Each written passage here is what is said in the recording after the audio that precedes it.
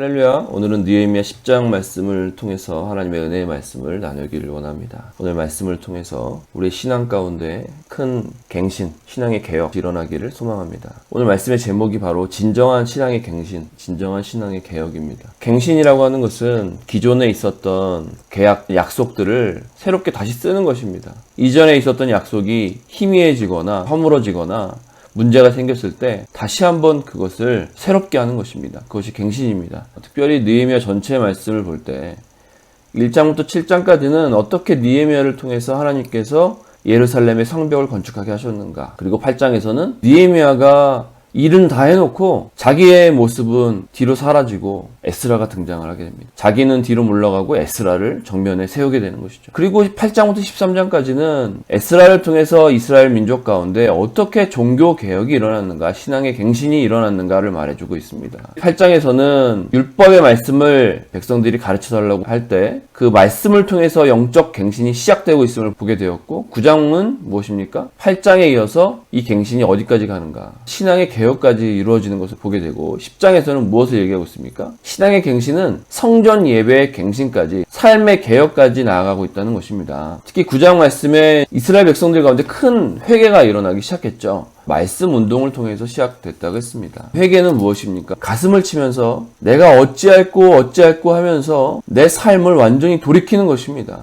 주님, 제가 잘못 살았습니다. 주님, 제가 세상만 보고 살았습니다. 썩어질 것을 위해 살았습니다. 이제는 주님을 보고 살겠습니다. 라고 완전히 삶을 돌이키는 것을 회개라고 하죠. 이게 바로 말씀 운동을 통해서 시작됐다는 것입니다. 에스라가 말씀을 전하게 되고, 레위인들이 에스라가 전한 말씀을 해석하고 통역하게 되는 것이죠. 그리고 백성들이 이 말씀을 깨닫게 되고 큰 회개가 일어나게 된 것입니다. 그럼 말씀의 능력이 있습니다. 하나님 말씀의 능력이 있습니다. 그런데 말씀을 듣는 것뿐만 아니라 말씀 가운데 또 우리 마음 가운데 깨달을 때 큰 회개의 바람이 일어난 것입니다. 그러자 어떤 일이 일어났습니까? 말씀을 연구하는 열망이 일어났습니다. 아, 정말 우리가 말씀을 몰랐구나. 말씀을 읽지 않았구나. 그래서 이스라엘 백성들을 깨닫게 된 거예요. 연구하는 중에 영원히 지켜야 될 규례라고 말씀하신 절기를 지키지 않았고, 또 말씀을 전혀 지키지 않았구나라는 것을 깨닫게 된 것이죠. 그래서 매일매일 말씀을 계속적으로 읽어나갔고, 이제는 백성들이 이렇게 생각한 거죠. 이래서는 안 되겠다. 이렇게 살아서는 안 되겠다. 그리고 이 정도로는 안 되겠다. 그래서 민족적이고 공식적인 회개의 날을 정하게 된 것입니다. 낮 3분의 1은 말씀을 듣고 3분의 1은 회개하고 통회하는 시간을 갖게 된 것이죠. 9장 마지막 부분에는 단순히 회개만으로 끝나는 것이 아니라 이제는 언약을 갱신하자. 우리가 일방적으로 실패한 이 언약을 갱신하자. 하나님이 우리를 용서해 주셨다. 끊임없이 용서해 주셨다. 그럼에도 불구하고 우리는 하나님을 대적하고 떠났기 때문에 포로의 신세가 되었다는 것이죠. 많은 사람들이요, 하나님을 믿는다 하면서 좋지 않은 일이 생길 때는 하나님을 손가락질합니다. 하나님, 왜 나한테 이런 일이 생기게 합니까? 왜 나한테 이런 아픔을 줍니까? 제가 어떤 설교를 듣다가 들었는데요, 어떤 사람이 미국에서 어머니가 돌아가셨다고 그래요. 그래서 한 목사님이 미국으로 위로하러 갔는데 이분이 하나님을 굉장히 원망하고 있더래요. 원망이 너무 가득 차가지고 도대체 왜 이렇게 원망하게 되었나 들어보니까, 엄마가 돌아가시기 전에 병원에서는 얼마 못 산다고 얘기를 했었대요. 그래서 교회 가서 금식하면서 기도하고 하루 종일 기도했대요. 그런데 어느 날 하나님께서 응답을 주셨다 합니다. 내가 내 엄마를 반드시 치유하겠다. 그래서 너무 기뻐가지고 사람들에게 그 소식을 알린 거예요.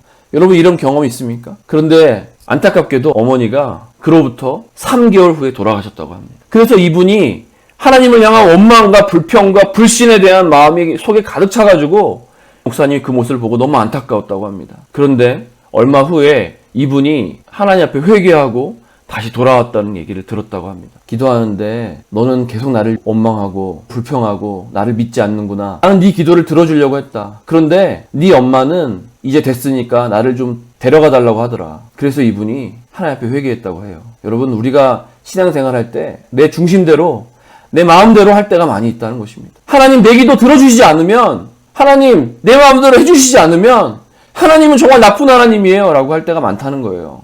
여러분, 하나님의 마음을 알기를 원합니다. 이스라엘 백성도 마찬가지예요. 하나님을 떠나서 그들이 포로가 되었죠. 이방신을 섬기고 마음대로 신앙생활해서 결국은 이스라엘 백성들이 망하게 된 것이죠. 그런데 결국 이스라엘 백성들은요, 하나님 앞에 돌아오게 된 것입니다. 언약을 갱신하자라고 한 거예요. 하나님의 택한 백성, 어린 양의 피로 구원받은 백성이라는 감격이 그들 안에 있었다는 것입니다. 우리 안에도 하나님의 택한 백성이라는 이 감격이 우리 안에 있기를 원합니다. 그래서 하나님 앞에 회개할 때요, 구체적인 회개의 열매를 맺는 것이 참으로 중요한 것입니다. 이스라엘은 그 열쇠를 발견한 것이죠. 그것이 무엇입니까? 우리는 언약 백성으로 하나님의 아들이고 하나님의 딸이었는데 그 언약을 그들 자신이 깨뜨렸다는 거예요. 그래서 10장 말씀은요, 무엇을 얘기하고 있습니까? 참된 회개의 열매, 언약을 갱신하는 것을 얘기하고 있습니다. 9장 38절부터 볼까요? 온 이스라엘 백성들이 회개에 서명을 하는데 먼저 누가 합니까?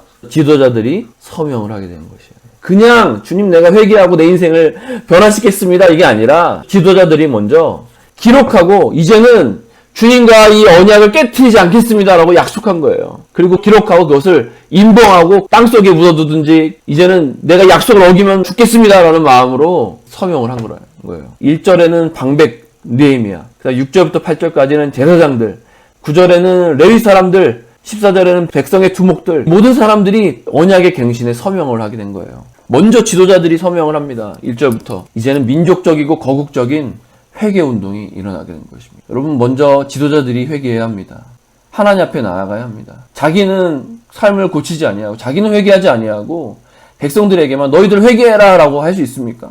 여러분, 내가 먼저 주님 앞에 돌아서야 한다는 것입니다. 28절 29절에는 무엇입니까? 지도자뿐만 아니라 민족 전체가 언약 백성으로 살겠다고 맹세합니다. 단순히 은혜 받고 찔림 받는 것뿐만 아니라 이제는 완전히 예전의 길에서 돌아서는 것입니다. 여러분, 하나님 믿을 때요, 하나님 정말 썩어질 것들을 믿고 세상을 내가 믿고 살았습니다. 이제는 하나님만을 믿고 살겠습니다라고 완전히 돌이키는 것입니다. 사실은 이스라엘 백성들은요, 성전이 사라지고 예배가 사라지고 신앙이 썩어지고 레위인들도 사라지고 그래서 하나님의 말씀이 희미해졌습니다. 하나님의 율법을 전혀 지키지 않고 살았다는 거예요.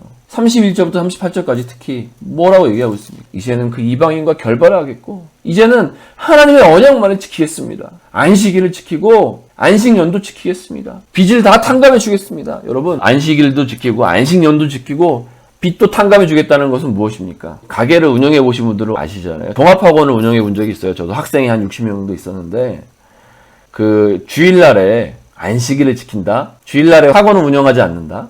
그리고 안식년도 지킨다. 7년에 1년을 쉬고 50년째 되는 그 1년을 통째로 쉰다.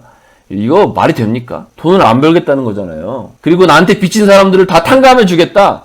여러분, 이거 할 수 있습니까? 정말 어려운 거예요. 그런데 이 이스라엘 백성들은요, 진정으로 하나님만을 믿겠다고 선포한 것입니다. 저도 학원할 때 주일날은 학원을 열지 않았었는데요. 정말 믿음이 필요했습니다.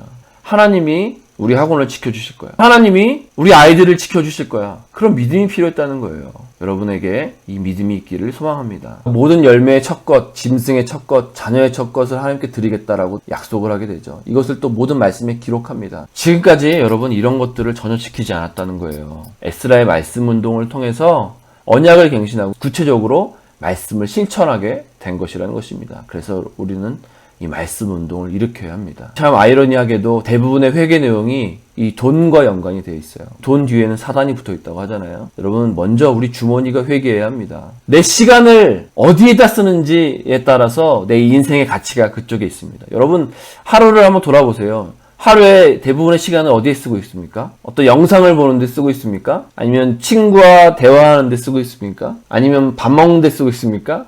그렇다면 여러분의 인생의 가치는 그쪽에 대부분 있다는 것입니다. 돈은 또 어디에 쓰고 있습니까? 월급을 받으면 돈을 대부분 어디에다 쓰고 있습니까? 통장에다가 적금을 붓고 있습니까? 연금을 붓고 있습니까? 아니면 레저 생활을 하는데 그 돈을 쓰고 있습니까? 아니면 어려운 사람들을 돕고 있습니까? 여러분, 그 돈을 쓰는데 내 인생의 가치가 있습니다. 돈은 내 인생의 가치가 들어있다는 거예요. 그래서 만약에 돈을 하나님께 드린다? 이것은요, 내 인생을 하나님께 드린다는 것을 뜻하는 것입니다. 내 믿음을 하나님께 드린다는 거예요.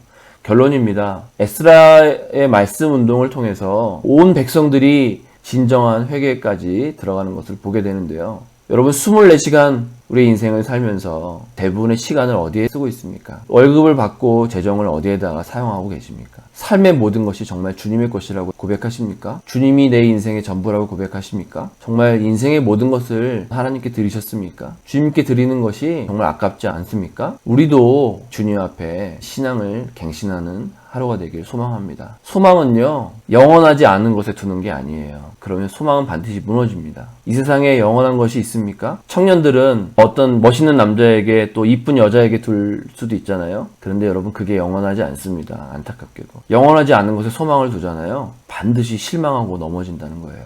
여러분, 건강에 소망을 둘 것입니까? 건강은 영원하지 않습니다. 여러분, 돈에 여러분의 소망을 둘 것입니까? 돈은 영원하지 않습니다. 여러분, 영원한 것에 인생을 투자하시길 축복합니다. 사랑하고 축복합니다.